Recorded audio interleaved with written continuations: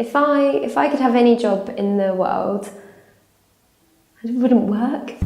Maybe that's where it came from.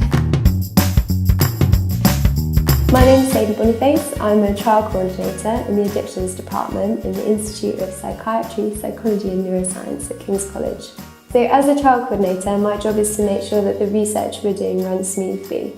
So the trial that we are doing is about how to reduce young people's alcohol consumption, and we're targeting that at young people that have come into A&E. They've been randomised to receive either treatment as usual, or they also get a brief intervention, which is a 5-minute chat with a researcher, or they will get an app that we've designed which has information and advice about alcohol.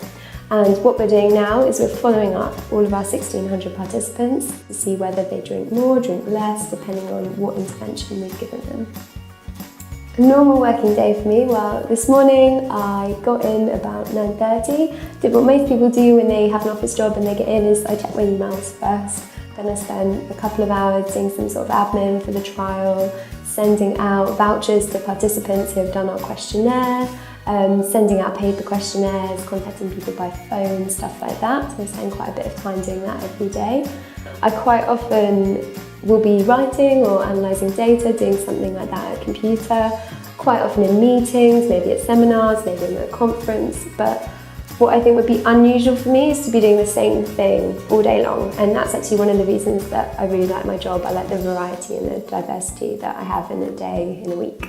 Communication is a really important skill in this kind of job. So I'm talking to participants a lot of the time, and they're teenagers, so I've got to talk to them one way, and then I've got to write a paper for an academic audience, and then I might have to present some of my work at a conference, that's different again, and then I might be writing a report that has a more general audience, or like a policymaker audience, so that's going to be different. And then sometimes if your research is interesting to the press, you might be talking to the media, doing teaching as well. So it's really important to be a good communicator and to be really, really adaptable to different situations and different audiences.